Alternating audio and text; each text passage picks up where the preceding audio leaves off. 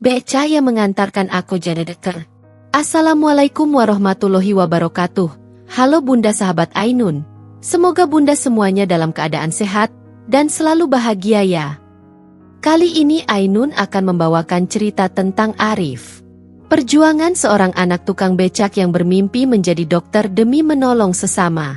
Di balik setiap langkahnya, ada keringat dan pengorbanan ayahnya, Pak Dharma, yang rela bekerja siang malam bahkan menjual becaknya demi masa depan anaknya. Meski hidup penuh cobaan, kasih sayang dan ketulusan menjadi fondasi kuat yang membawa Arif meraih impian. Sebelum Ainun lanjut, absen yuk Bunda, dari kota mana saja? Dan buat yang sudah like, komen dan subscribe semoga rezekinya dilancarkan ya. Yuk, langsung saja kita mulai kisahnya. Di sebuah sudut kampung bernama Surokarsan, pagi datang seperti biasa, pelan, teduh, dan sederhana. Matahari belum sepenuhnya terbit, tapi ayam-ayam sudah mulai berkokok dari kandang belakang rumah. Asap tipis mengepul dari cerobong dapur-dapur sederhana, menandakan kehidupan yang mulai menggeliat. Suara radio tua memutar lagu keroncong dari masa lalu, berpadu dengan desau angin dan percikan air dari ember-ember yang baru saja diisi. Di rumah papan bercat biru langit yang mulai mengelupas, seorang anak lelaki kecil duduk bersila di atas tikar rotan. Ia tengah menghafal ayat-ayat Al-Quran dengan suara lirih, kadang keliru, lalu mengulanginya dengan sabar.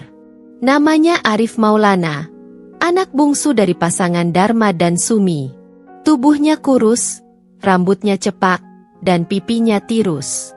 Tapi ada satu hal yang selalu memancar dari wajahnya, semangat dan binar harapan. Arif, sudah ya, Nak, sarapan dulu. Nanti ayah mau narik becak, panggil Bu Sumi dari dapur, sambil mengaduk sayur lodeh di atas tungku kayu. Arif menutup mushaf kecilnya dengan hati-hati dan menjawab, "Iya, Bu." Lalu berlari kecil menuju meja makan sederhana. Hanya ada nasi, tempe goreng, dan sambal.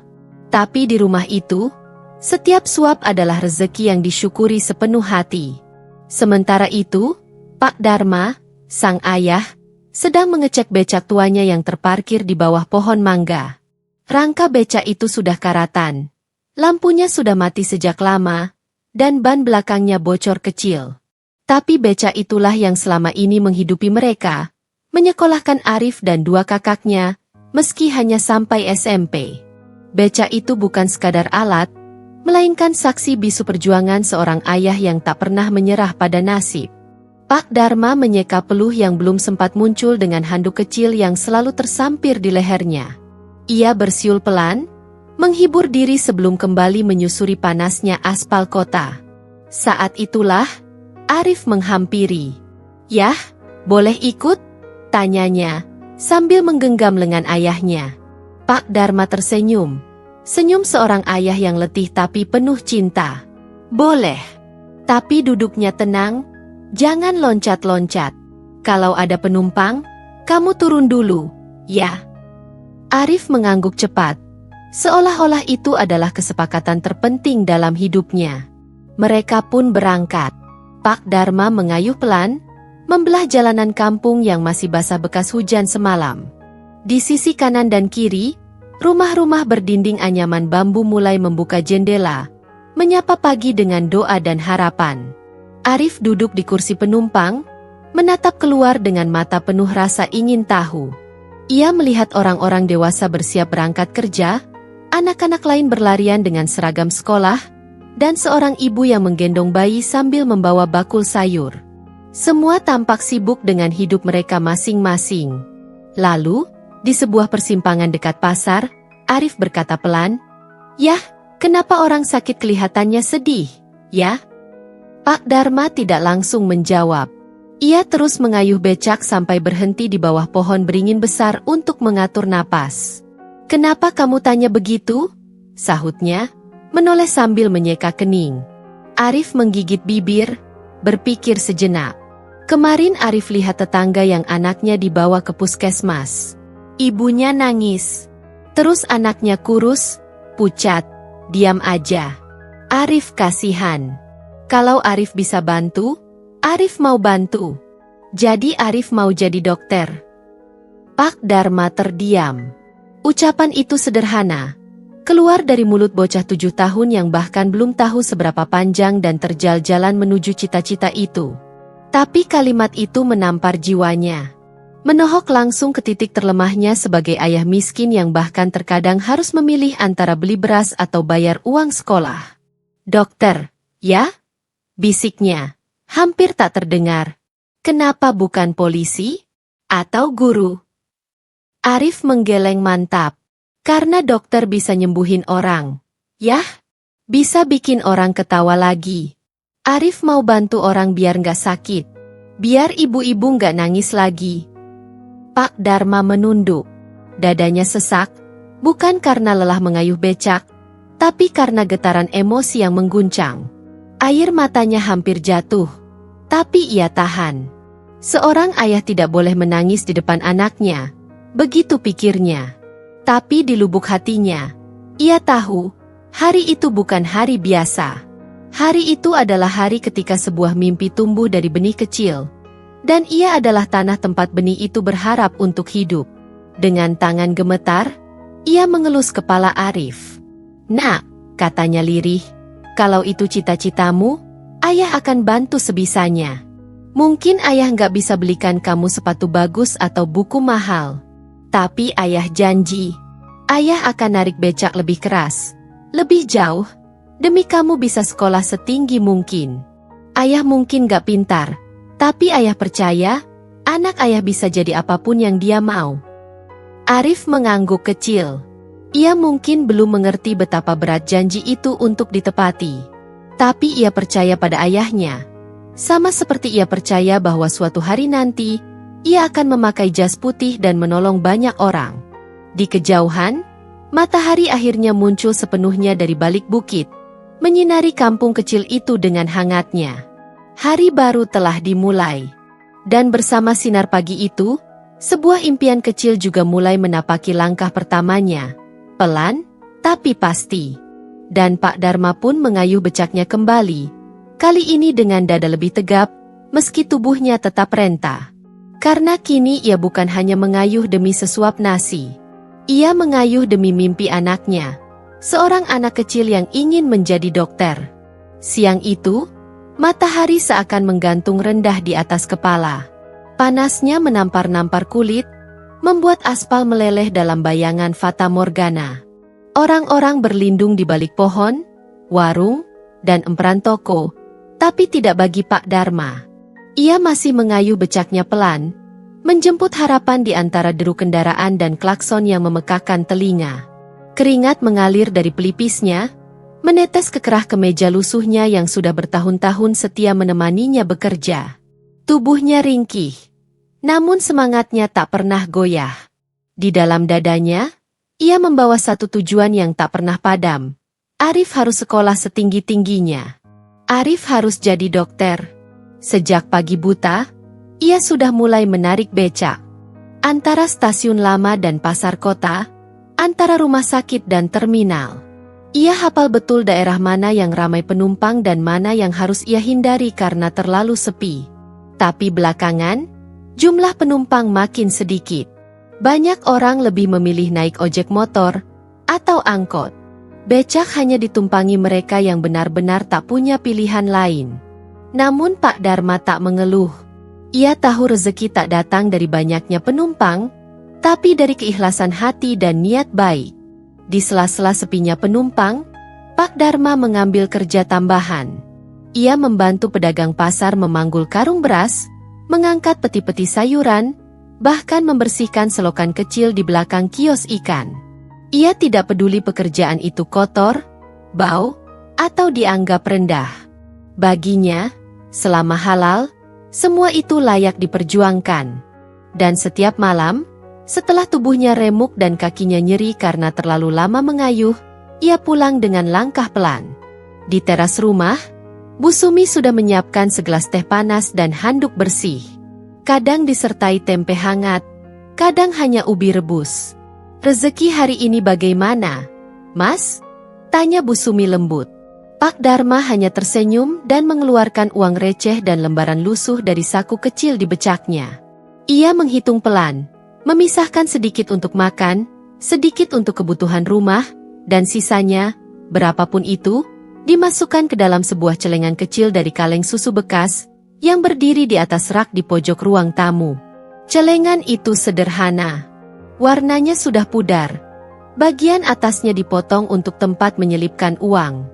Tapi yang membuatnya istimewa adalah label kertas yang ditempel dengan lakban bening, untuk Arif. Setiap kali memasukkan uang ke celengan itu, Pak Dharma menunduk sejenak, seperti sedang berdoa. Sedikit demi sedikit, "Nak, ayah akan kumpulkan. Entah berapa lama. Tapi kamu akan sekolah. Kamu akan jadi dokter. Kamu akan jadi kebanggaan kami," bisiknya dalam hati. Kadang, di malam yang sunyi, ketika Arif dan Bu Sumi sudah tertidur, Pak Dharma duduk sendirian di ruang tamu, menatap celengan itu seperti menatap masa depan.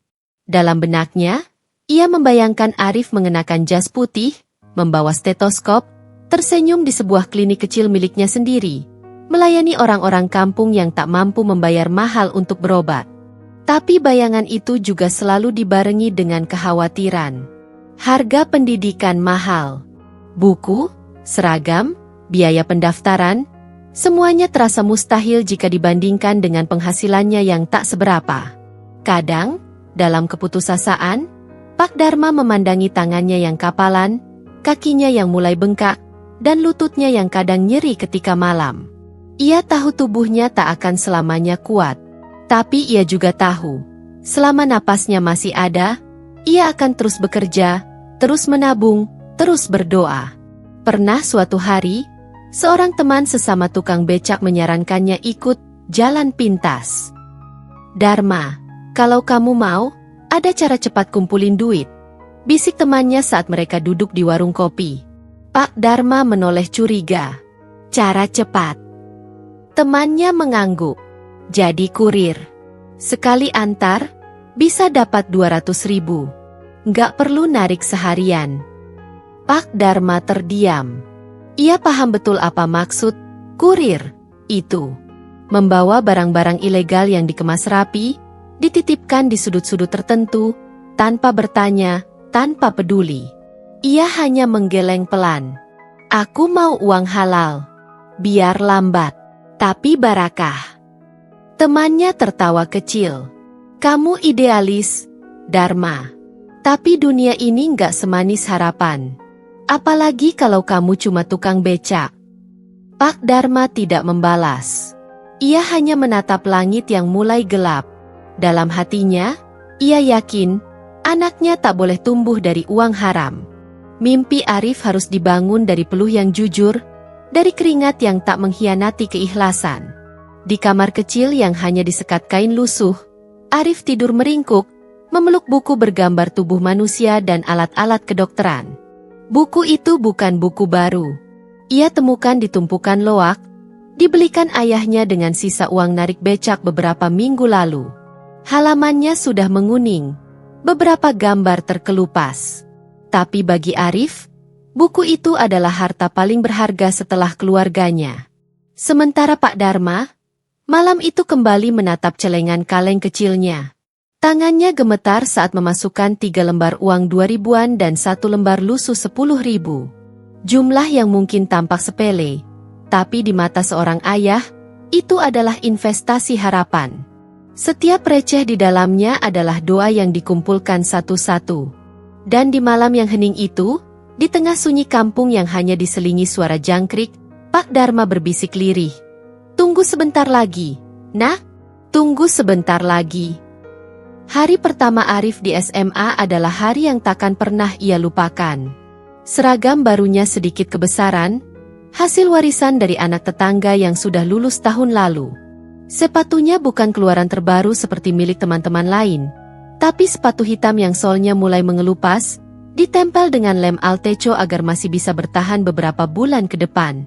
Ranselnya lusuh, tapi di dalamnya tersimpan harapan sebesar langit. Wajah Arif berseri-seri saat melangkah ke halaman sekolah. Ini adalah salah satu SMA negeri terbaik di kotanya, tempat ia berhasil masuk lewat jalur beasiswa prestasi. Ia berdiri tegak di barisan murid baru, dengan mata berbinar dan dada dipenuhi rasa bangga. Namun kebanggaan itu mulai luntur saat hari-hari berjalan. Itu anak tukang becak, ya? Bisik seorang murid perempuan saat melihat Arif turun dari becak tua yang dikayuh Pak Dharma. Arif pura-pura tak dengar. Tapi suara itu menancap di telinganya, dan lebih sakit dari tamparan. Di kelas, ia berusaha ramah. Ia murah senyum, sopan pada guru, dan cepat tanggap dalam pelajaran. Tapi tak semua anak menyambutnya dengan hangat. Justru karena ia terlalu pintar dan tak punya status yang dianggap keren, ia jadi sasaran ejekan yang tak henti-henti.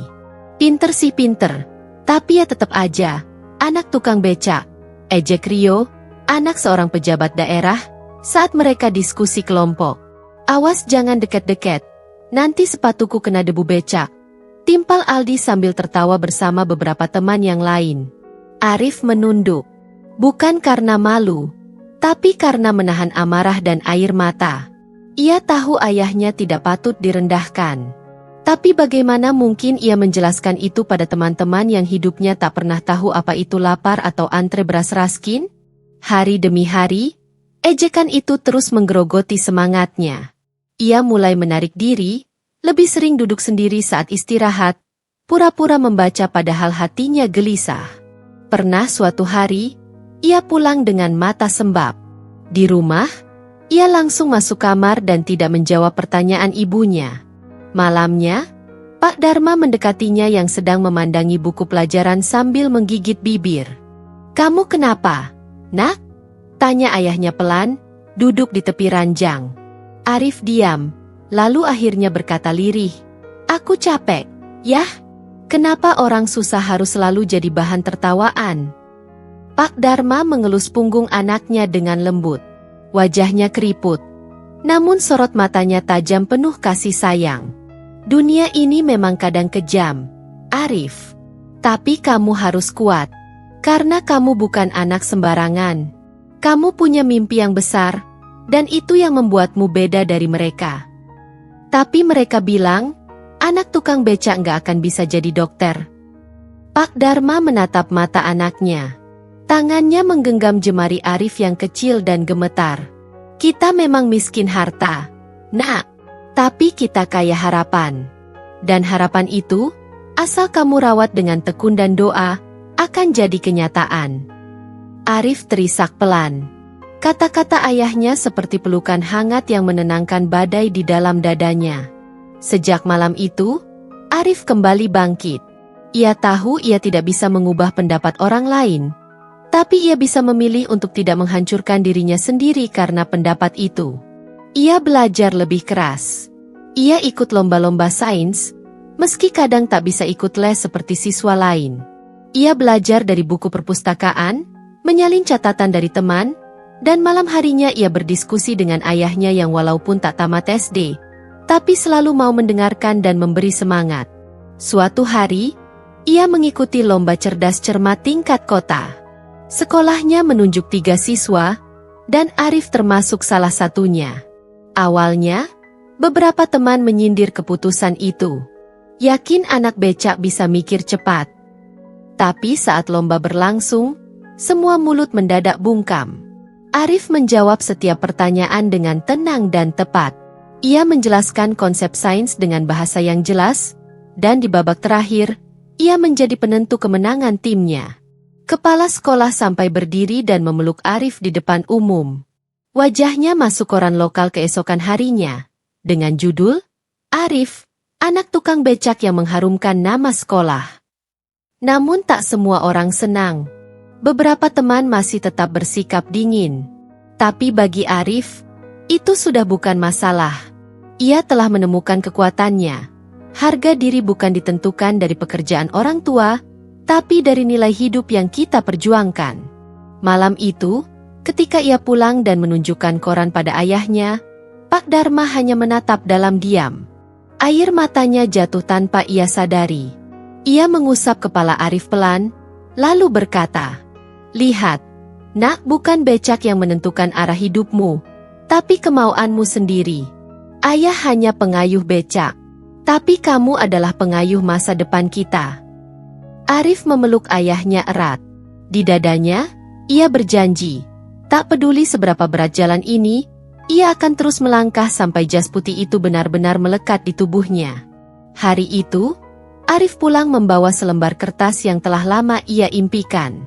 Surat kelulusan SMA, dan bersamanya, pengumuman bahwa ia diterima di Fakultas Kedokteran sebuah universitas negeri ternama. Ia meraih posisi itu lewat jalur prestasi. Tapi seperti halnya mimpi-mimpi besar lainnya, kenyataan selalu datang membawa harga yang tak murah. Uang pangkal dan administrasi awal masih harus dibayar.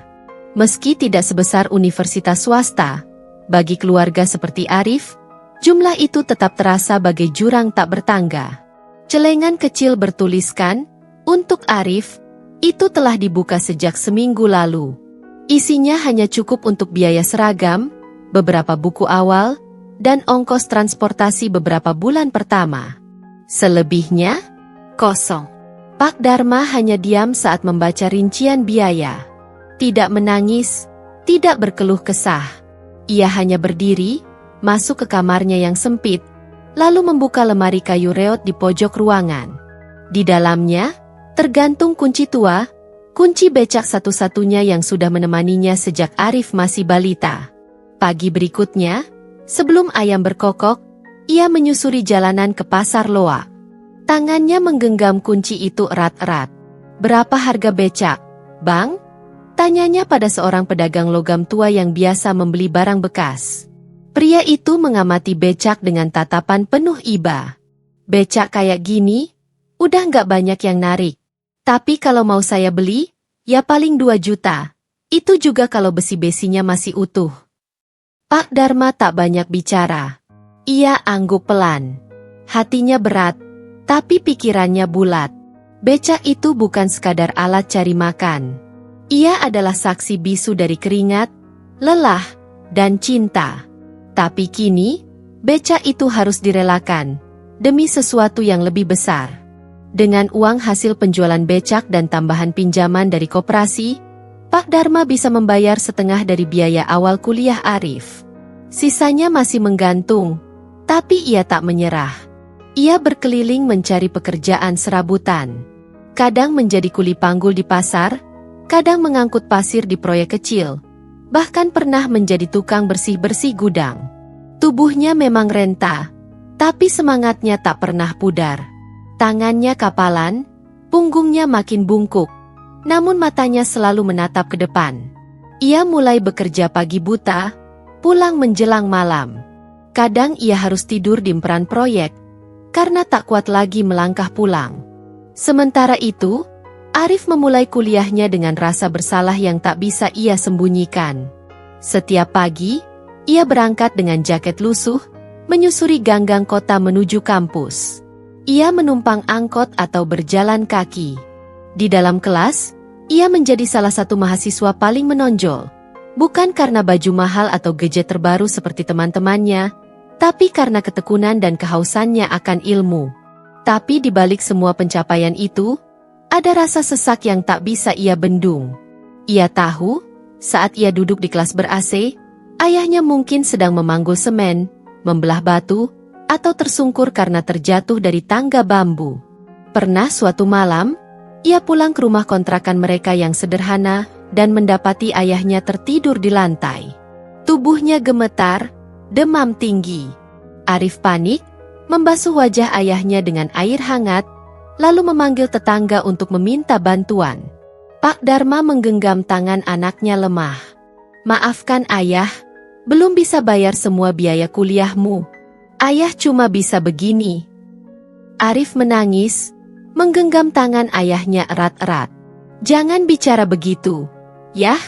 Semua ini karena ayah. Aku bisa duduk di bangku kuliah. Semua karena ayah."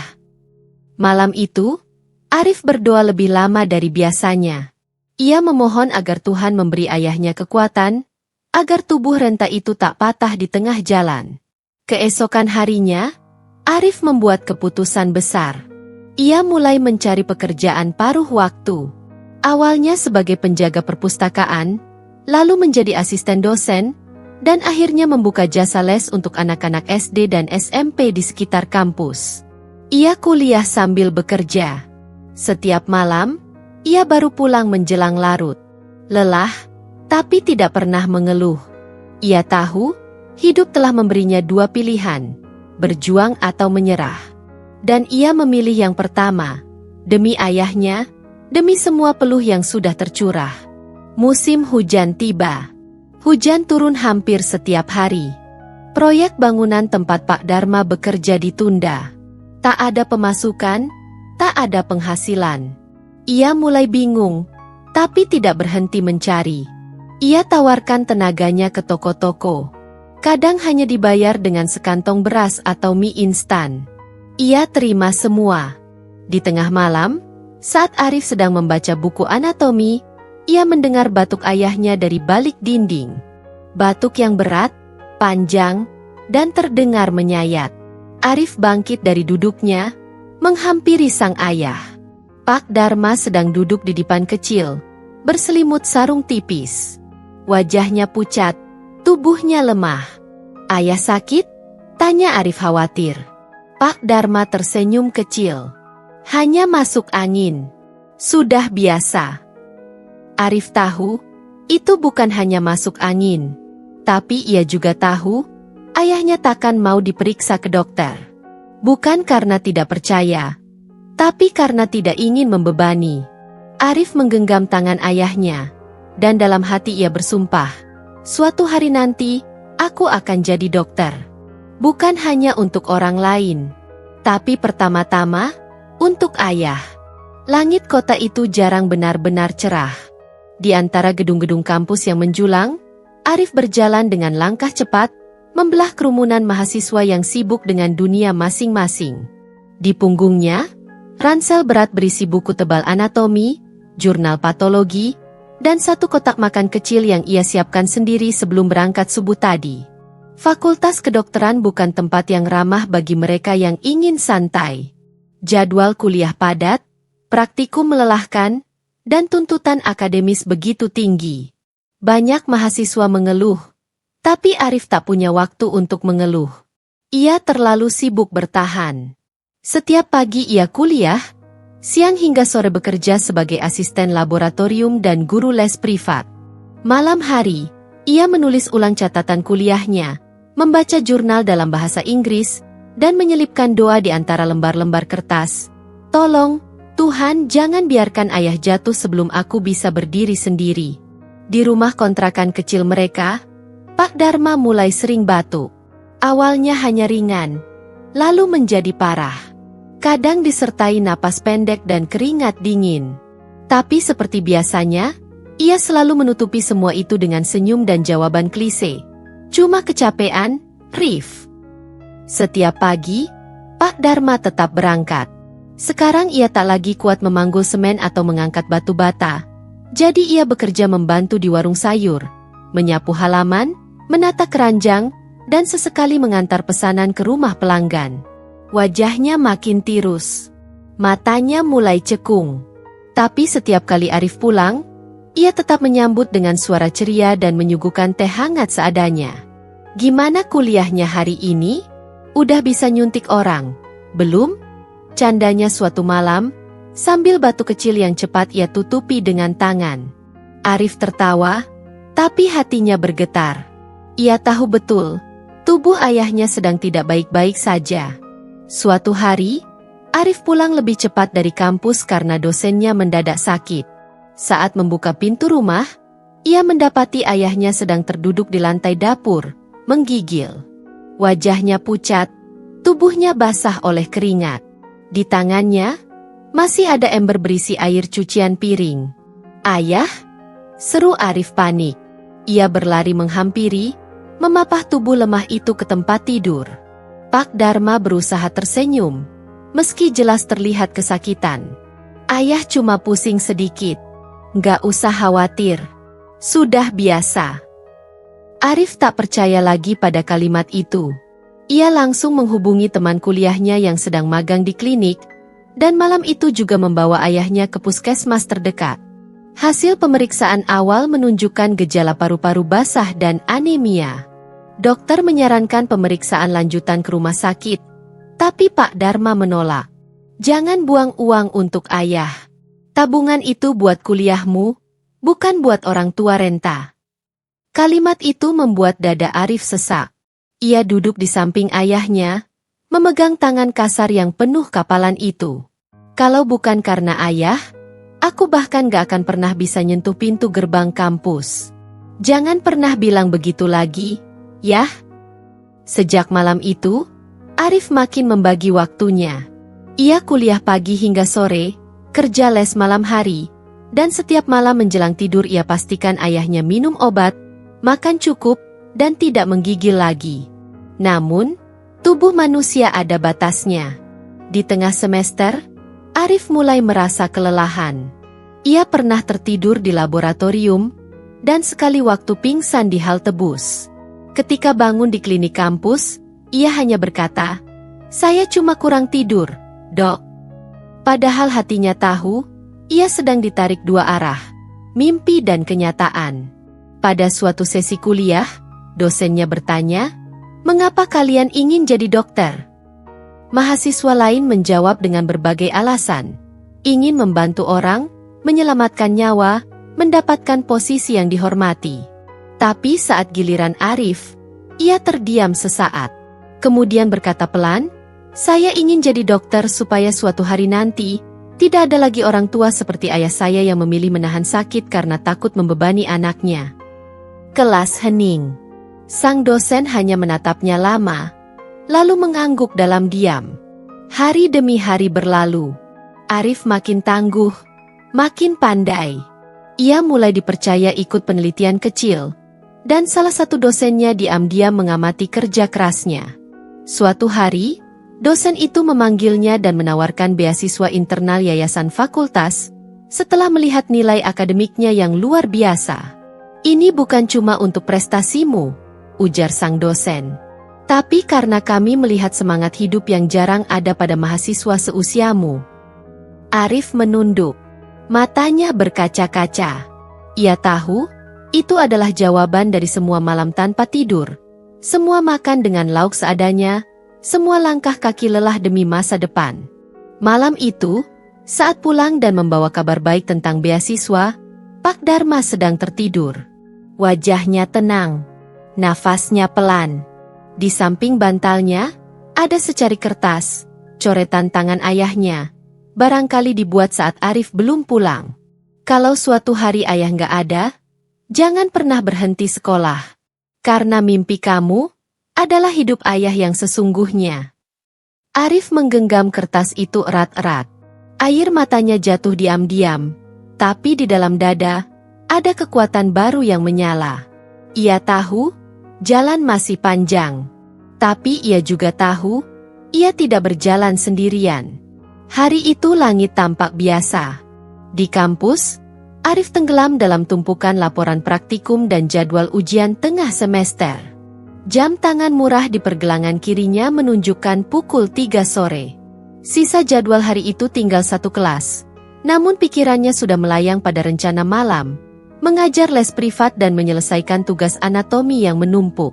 Namun, saat ia membuka loker, sebuah amplop lusuh jatuh dari sela buku catatannya. Amplop itu kusam, penuh bekas lipatan, dan dituliskan dengan tulisan tangan yang ia kenali betul. "Pak Husin, tetangga sebelah rumah yang dulu sering membawakan sayur hasil kebunnya untuk Pak Dharma." Dengan alis mengernyit, Arif membuka amplop itu. Hatinya langsung mencelos. "Rif, maafkan Pak Husin nulis begini. Tadi siang ayahmu pingsan pas lagi angkat karung beras di warung. Kami udah bawa ke puskesmas. Sekarang ayahmu sudah sadar, tapi kondisinya lemah sekali. Kalau sempat, pulanglah. Maaf ganggu kuliahmu." Tangan Arif gemetar. Dunia seolah berhenti berputar. Ia menatap huruf-huruf itu berulang kali, seakan ingin membantah kenyataan yang dituliskan di sana. Tapi tidak, itu nyata. Ini bukan lagi tentang batu kecil atau lelah biasa. Ayahnya, ambruk. Malam itu juga, Arif meminjam uang dari kawannya dan naik bus menuju kampung. Sepanjang perjalanan, matanya nyalang memandangi jendela, tapi pikirannya terbang tak tentu arah. Ia teringat saat-saat kecilnya dibonceng beca oleh sang ayah. Saat-saat mereka makan nasi garam sambil tertawa, dan suara batuk ayahnya yang perlahan berubah dari ringan jadi menakutkan. Sesampainya di rumah, pintu dibuka Pak Husin. Wajah pria parubaya itu tampak cemas. Arif, ayahmu di dalam. Sejak sadar tadi siang, dia nanyain kamu terus. Dengan langkah ragu, Arif masuk ke kamar. Lampu redup menyinari tubuh kurus yang terbaring lemah di kasur tipis. Wajah Pak Dharma tampak pucat, napasnya berat, tapi senyumnya muncul seketika melihat anak semata wayangnya datang. Rif, pulang juga kamu, ucapnya, pelan. Suaranya nyaris seperti bisikan. Arif duduk di sisi ranjang, menggenggam tangan ayahnya yang kini tinggal tulang dibalut kulit. Kenapa nggak bilang kalau ayah sakit? Kenapa harus nunggu sampai pingsan dulu? Suaranya pecah, marah tapi lebih banyak sedih. Pak Dharma tersenyum. Kalau ayah bilang, kamu pasti pulang. Nggak jadi belajar. Nggak jadi dokter. Ia menarik napas panjang. Ayah nggak mau kamu berhenti karena ayah. Malam itu, Arif duduk lama di sisi ayahnya. Tak banyak bicara. Hanya genggaman tangan yang saling menguatkan. Sementara suara jangkrik dan detak jam dinding menjadi musik latar malam yang berat. Keesokan harinya, Arif membawa ayahnya ke rumah sakit terdekat. Setelah diperiksa, dokter berkata pelan, kondisinya cukup serius. Paru-parunya sudah sangat lemah. Ada komplikasi dengan jantungnya. Kami akan lakukan perawatan semampu kami, tapi jangan beri harapan palsu. Arif merasa dadanya diremuk dari dalam. Dunia yang selama ini ia coba bangun dari pondasi mimpi dan semangat, terasa goyah. Tapi ia tidak bisa runtuh. Ia tidak boleh. Sejak itu, Arif membagi waktunya antara rumah sakit dan kampus. Ia kembali ke kota hanya untuk menghadiri kuliah penting dan ujian, lalu kembali lagi ke rumah untuk menjaga ayahnya. Ia mengurangi pekerjaan lesnya, meski itu berarti mengurangi pemasukan. Di rumah sakit, Arif belajar lebih banyak daripada di ruang kuliah. Ia belajar arti kesabaran, ketakutan, dan kekuatan cinta seorang anak. Setiap malam, ia membersihkan tubuh ayahnya, menyuapinya bubur, dan menyeka keringat dingin yang selalu muncul menjelang dini hari. Dan setiap kali Arif merasa lelah dan ingin menyerah, Pak Dharma selalu mengatakan hal yang sama. Kamu jangan khawatirkan ayah. Teruskan kuliahmu. Janji sama ayah kamu harus lulus. Suatu malam, saat hujan deras mengguyur atap rumah sakit, Arif duduk di bangku lorong. Ia baru saja menyelesaikan ujian tengah semester dan langsung naik bus ke rumah sakit. Tubuhnya lelah, matanya sembab, dan hati dipenuhi kekhawatiran. Tiba-tiba ia melihat seorang dokter muda lewat, seniornya di kampus, yang kini sedang menjalani koas di rumah sakit itu. Arif, kamu di sini? Tanya dokter itu, heran. Arif hanya mengangguk pelan. Setelah mendengar cerita Arif, dokter itu terdiam lama, lalu menepuk bahunya. Aku pernah dengar kamu dapat beasiswa karena kerja kerasmu. Sekarang aku tahu kenapa kamu sehebat itu. Jangan khawatir, kamu nggak sendirian. Kami akan bantu rawat ayahmu sebaik mungkin. Hari-hari berikutnya, bantuan datang perlahan. Teman-teman kuliahnya patungan mengirim makanan. Dosen pembimbingnya mengizinkan Arif mengikuti kuliah secara daring. Bahkan Pak Husin dan warga kampung mulai menggalang dana sederhana, meski dengan amplop-amplop berisi uang koin dan lembaran ribuan. Dari semua itu, Arif belajar bahwa dalam hidup, tidak selalu harta yang jadi kekuatan utama. Kadang yang sederhana, seperti niat baik dan dukungan tulus, bisa mengubah banyak hal. Dan dari senyum lemah ayahnya yang tak pernah padam, ia belajar bahwa cinta adalah bentuk doa yang paling setia. Langit pagi itu cerah. Matahari muncul perlahan di balik jendela kamar kos Arif, menyinari toga hitam yang tergantung di balik pintu. Hari itu adalah hari yang telah ia dan ayahnya impikan sejak belasan tahun silam. Hari ketika Arif resmi diwisuda sebagai dokter. Namun pagi itu, Arif hanya duduk terdiam di tepi ranjang. Tangan kanannya menggenggam map kulit coklat tua berisi undangan wisuda. Matanya memandang kosong ke arah toga yang tergantung. Sementara hatinya penuh dengan rasa haru yang tak tertahankan. Bukan karena ia tak bahagia, tapi karena proses menuju hari ini terlalu penuh luka, pengorbanan, dan air mata. Beberapa minggu sebelumnya, Arif sempat nyaris mengundurkan diri dari jadwal yudisium. Ayahnya sempat dirawat inap cukup lama, dan kondisi fisiknya makin melemah.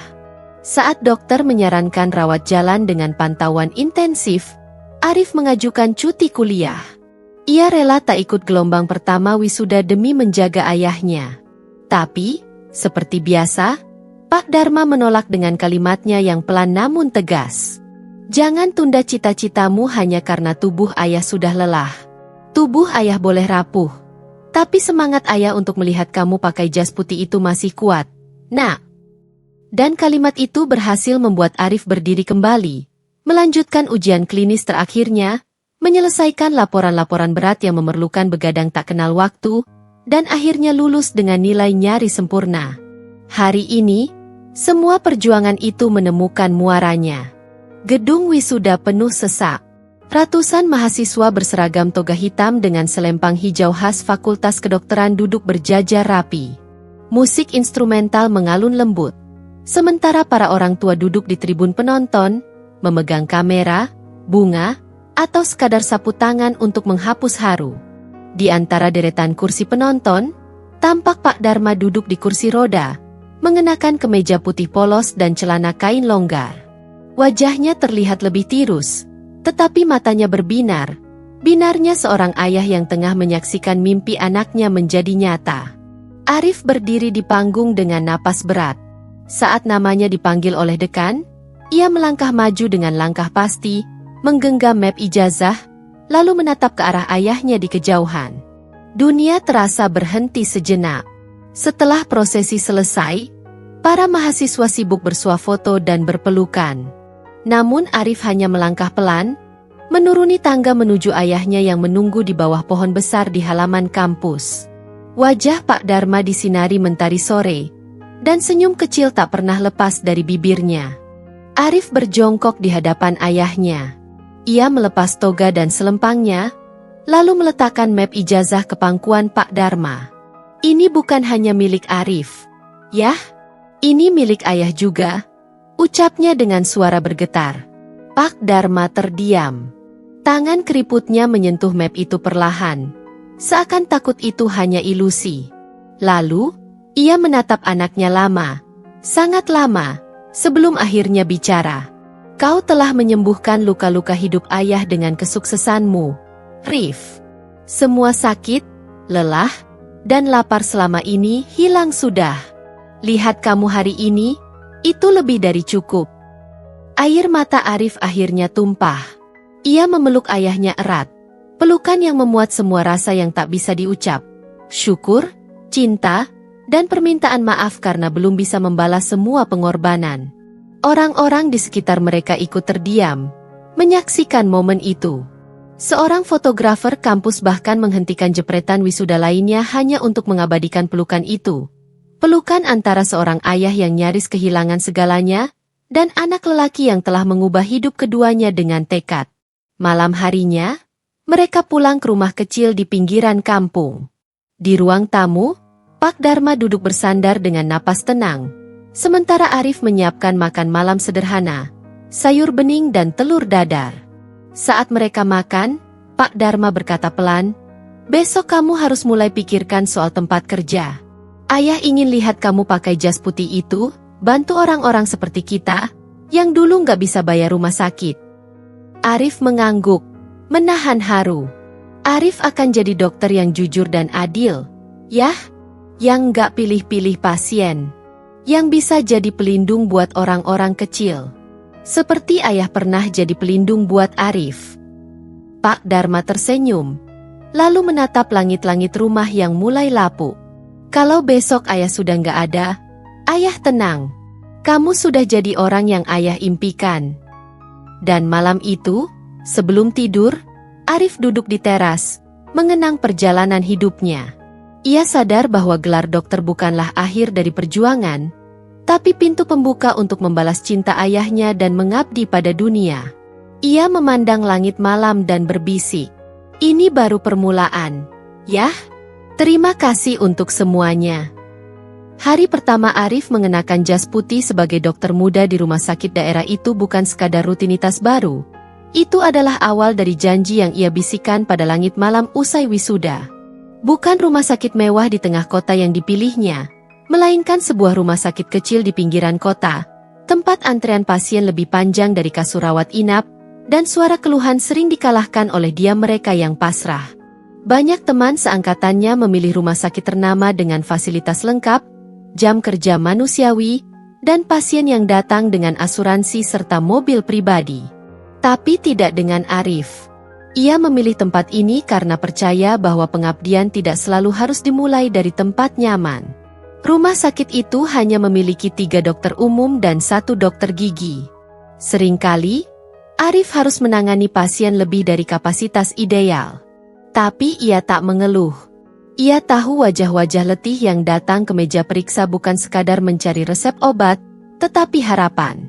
Salah satu pasien pertama Arif adalah seorang bapak tua dengan tangan bergetar dan tubuh kurus, datang dengan langkah terseok ditemani cucunya.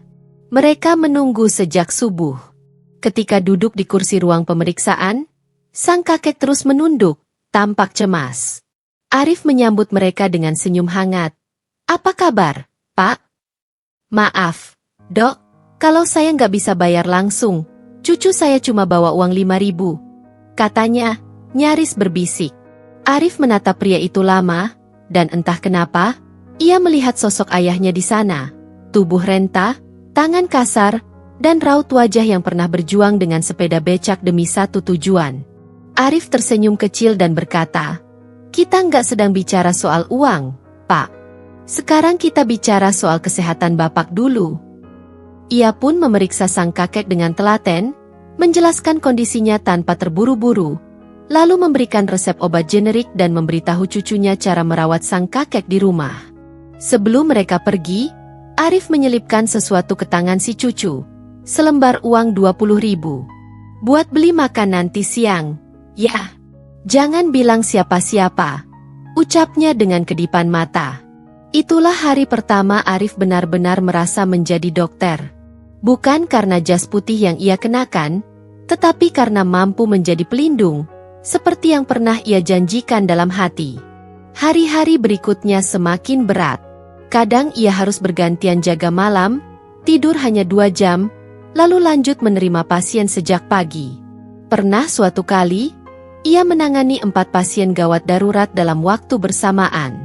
Tangannya gemetar, keringat dingin bercucuran, dan dadanya sesak karena takut salah tindakan.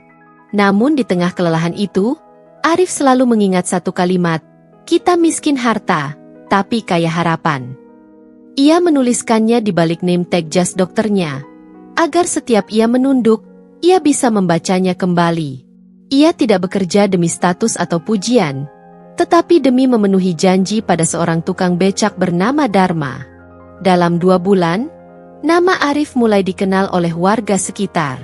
Pasien-pasien dari desa datang karena mereka dengar ada dokter yang mau mendengarkan tanpa melihat isi dompet. Ia bahkan menyediakan 1 hari khusus dalam seminggu, Sabtu sore, untuk membuka konsultasi gratis di pos ronda RW yang sudah lama tak terpakai. Banyak yang datang hanya untuk memeriksakan tekanan darah, atau sekadar meminta nasihat soal pola makan. Tapi bagi mereka, kehadiran Arif adalah wujud dari keadilan yang mereka kira sudah lama mati. Tak sedikit pula yang menawarkan hadiah, ayam hidup, singkong, bahkan 1 karung beras. Arif menolaknya halus. Tapi kalau hadiah itu datang dalam bentuk masakan istri pasien, ia tak kuasa menolak. Pernah ia pulang membawa 4 bungkus nasi jagung dan 5 potong tempe bacem, yang langsung ia bagi pada petugas jaga malam lainnya. Namun bukan berarti semuanya berjalan mulus. Kepala rumah sakit sempat memanggil Arif karena dinilai terlalu lunak terhadap pasien yang tidak mampu membayar. Ada pula rekan sejawat yang sinis berkata, kalau semua dokter kayak kamu, rumah sakit ini bisa bangkrut. Arif hanya tersenyum. Ia tidak berniat merusak sistem, hanya ingin menjaga nuraninya tetap hidup. Kalau rumah sakit ini bangkrut karena kebaikan, maka berarti ada yang salah dalam sistem kita, bukan pada saya, jawabnya pelan. Malam-malamnya kini dipenuhi evaluasi pasien dan rencana membuka program kesehatan gratis. Tapi di sela-sela waktu itu, ia selalu menyempatkan diri menelepon ayahnya. Ayah udah minum obat belum? Udah. Rif, ayah tadi juga udah makan. Tapi lebih kenyang dengar suara kamu. Kalimat itu selalu membuat Arif menahan haru. Kadang suara ayahnya terdengar lelah. Kadang seperti menahan batuk. Tapi ia tak pernah mengeluh. Sama seperti dulu. Dan malam itu, setelah menutup telepon, Arif duduk di meja kerjanya. Ia menatap secari kertas kosong dan mulai menulis. Suatu saat nanti, akan ada lebih banyak anak tukang becak yang jadi dokter. Bukan karena mereka punya uang, tapi karena dunia ini masih punya ruang untuk harapan. Hari itu, langit mendung menggantung di atas atap rumah sakit tempat Arif bekerja. Angin sore membawa aroma tanah basah dan kabar yang mengguncangkan hatinya. Sebuah pesan dari tetangga lama masuk ke ponselnya. Arif, ayahmu dilarikan ke puskesmas. Sesak napasnya kambuh. Sekarang sedang dirujuk ke RSUD. Jantung Arif mencelos. Tangan yang biasanya tenang memegang stetoskop kini gemetar saat ia berlari ke ruang kepala rumah sakit. Ia mengajukan cuti mendadak tanpa banyak penjelasan. Saya harus pulang, Pak. Ayah saya sedang kritis. Tak ada waktu untuk berdiskusi. Sore itu juga, dengan membawa tas ransel kecil dan jas dokter yang masih terlipat di dalamnya, Arif menumpang bus menuju kampung. Sepanjang jalan, bayangan wajah ayahnya silih berganti dengan kenangan masa kecil. Sepeda becak tua, tangan kasar ayahnya, suara napas yang mulai berat tapi selalu tertahan agar tak terdengar olehnya. Sesampainya di rumah sakit daerah, Arif menemukan Pak Dharma terbaring lemah di ranjang besi. Selang oksigen terpasang di hidungnya. Dadanya naik turun tak teratur, dan kulit wajahnya tampak lebih pucat dari terakhir kali mereka bertemu. Dokter jaga menyambut Arif dengan ekspresi prihatin. Maaf, Dokter Arif, hasil röntgen menunjukkan paru-paru beliau mengalami kerusakan cukup berat. Sudah kronis. Ada fibrosis, mungkin sudah bertahun-tahun berkembang diam-diam. Kami hanya bisa memberi perawatan suportif. Arif terdiam. Dunia seperti berhenti sejenak. Ia, yang setiap hari membaca hasil diagnosis pasien lain, kini tak kuasa menerima diagnosis atas ayahnya sendiri. Seakan-akan setiap kata, fibrosis, kronis, supportive care, adalah palu yang menghantam dadanya bertubi-tubi. Ia masuk ke ruang perawatan dan duduk di samping ranjang. Ayah, panggilnya pelan. Pak Dharma membuka matanya perlahan. Meski lemah, ia tersenyum kecil. Rif, kamu pulang. Arif menggenggam tangan ayahnya. Iya, ya, aku cuti. Aku akan rawat ayah sendiri di rumah. Hari-hari berikutnya berubah total. Arif mengubah kamar depan menjadi ruang perawatan sederhana. Ia membawa alat bantu pernapasan, menyediakan tabung oksigen, bahkan meminjam alat saturasi dan tensimeter digital dari rumah sakit tempatnya bekerja. Ia mendirikan jadwal rutin. Pagi mengecek saturasi, siang memberikan terapi uap, sore menyiapkan makanan lunak, dan malam bergantian berjaga dengan ibunya. Pak Dharma sempat protes. Kamu nggak usah sampai berhenti kerja cuma demi ayah. Kamu kan dokter. Banyak orang butuh kamu. Tapi Arif hanya menggeleng. Sekarang, yang paling butuh aku adalah ayah. Ayah sudah menyerahkan seluruh hidup untukku. Sekarang giliranku. Suatu malam, ketika hujan turun rintik-rintik, Arif duduk di samping ranjang ayahnya sambil menyeka dahi yang berkeringat dingin. Pak Dharma memandang anaknya dengan mata berkaca. Kamu tahu, Rif? Waktu kamu masih kecil dan demam tinggi, ayah pernah keliling 7 warung cuma buat cari obat yang sesuai. Ayah nggak punya uang, cuma bawa becak dan doa. Tapi kamu sembuh dan sekarang, kamu jadi dokter. Jadi obat buat banyak orang dan buat ayah. Arif menahan air mata. Ayah, aku nggak akan membiarkan ayah sendiri. Namun hari demi hari, tubuh Pak Dharma semakin melemah. Nafasnya lebih pendek, batuknya lebih berat, dan makanannya sering tak disentuh. Setiap malam, Arif mencatat perkembangan kondisi ayahnya seperti mencatat pasien biasa. Bedanya, kali ini hatinya terlibat penuh. Ada rasa bersalah yang terus mengendap di dada Arif. Ia menyesal tak pernah menyadari bahwa ayahnya sudah lama sakit. Terlalu sibuk dengan kuliah, kerja paruh waktu, dan idealisme sebagai dokter muda, hingga lupa bahwa pahlawan sejatinya sedang menyembunyikan luka dalam diam.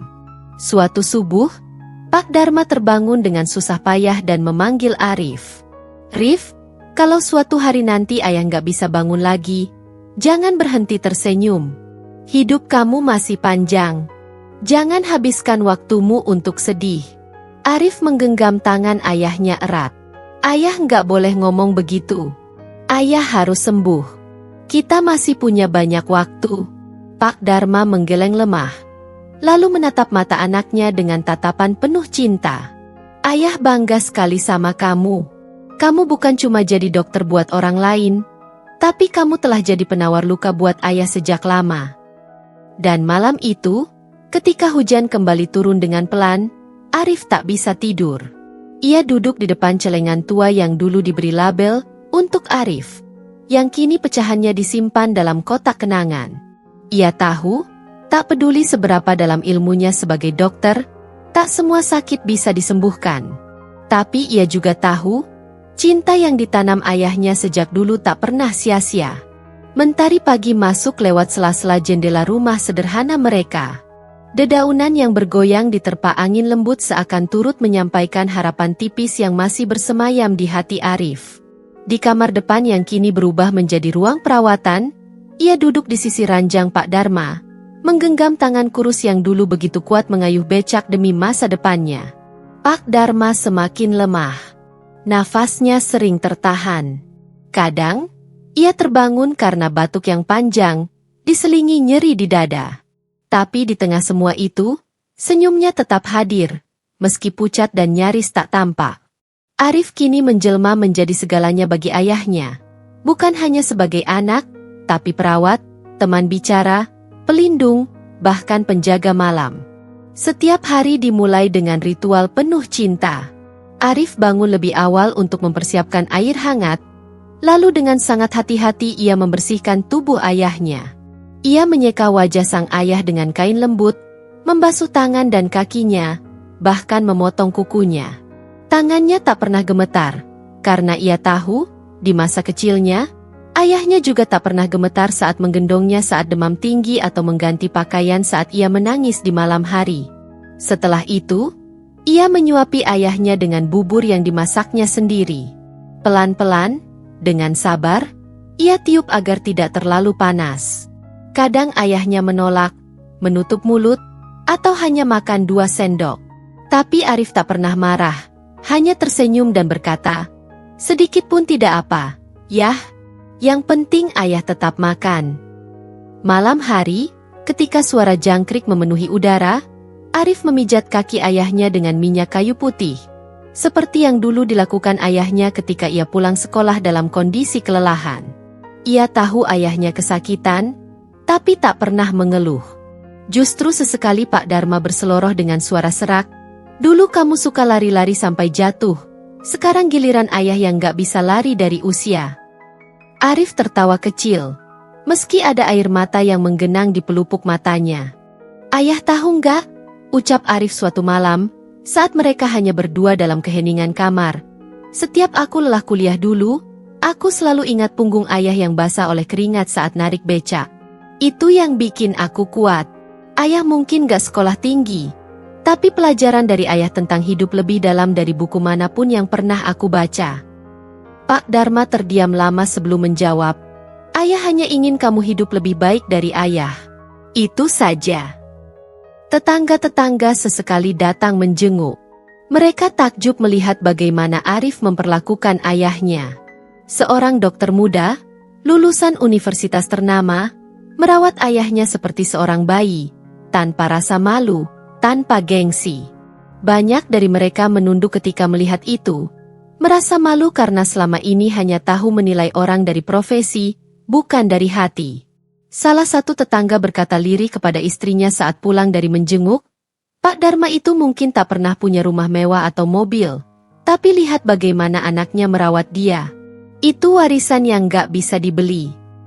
Suatu malam, saat hujan rintik-rintik turun di atap rumah, Pak Dharma menatap Arif dalam diam cukup lama. Lalu ia berkata, Rif, kalau ayah sudah gak ada nanti, jangan pernah sesali semua yang sudah kamu tinggalkan demi merawat ayah. Karena kamu sudah membuat hidup ayah lengkap. Arif menggenggam tangan ayahnya erat, mencium punggung tangan kasar itu, lalu berkata lirih, Ayah belum boleh pergi. Aku belum cukup merawat ayah seperti ayah merawatku dulu. Pak Dharma hanya tersenyum lemah. Dan malam itu, sebelum tidur, Arif duduk di tepi ranjang dan membaca kitab suci dengan suara pelan.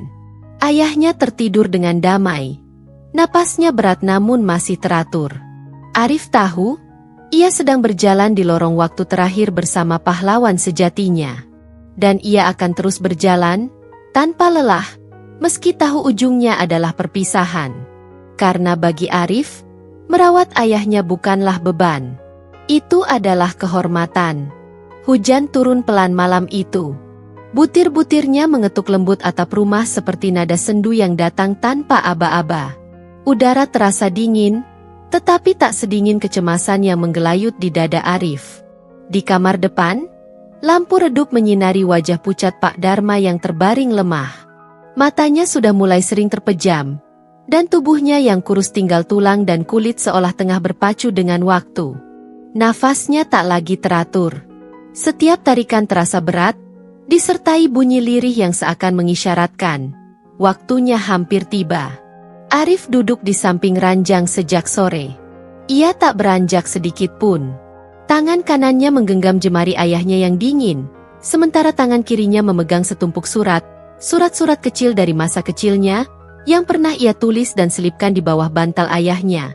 Surat dengan tulisan tangan gemetar anak-anak, berisi ucapan ulang tahun, atau sekadar harapan, kalau besar nanti, aku akan jadi dokter, biar bisa ngobatin ayah. Arif menangis dalam diam saat membaca kembali tulisan masa lalunya itu. Ia tak tahu, ayahnya masih menyimpan semuanya, meski kertasnya sudah menguning dan rapuh. Menjelang tengah malam, Pak Dharma membuka mata perlahan. Nafasnya tersengal, tapi sorot matanya masih menyala, meski redup seperti api lampu minyak yang nyaris padam. Ia memandang wajah Arif, lalu memanggilnya pelan, Rif? Arif menunduk cepat. Ayah butuh sesuatu? Mau minum? Tanyanya cepat sambil meraih gelas. Namun Pak Dharma hanya menggeleng lemah. Jemarinya terangkat pelan, menyentuh pipi Arif yang basah air mata. Duduk di sini saja. Nak, ayah, cuma ingin lihat kamu. Arif tak mampu menahan isaknya. Ia menggenggam tangan ayahnya lebih erat. Rif, suara Pak Dharma lirih, tersendat, tapi penuh makna. Kamu sudah jadi dokter. Bukan cuma buat orang lain, tapi juga buat ayah. Kamu yang obatin luka ayah, bukan cuma di tubuh, tapi di hati juga.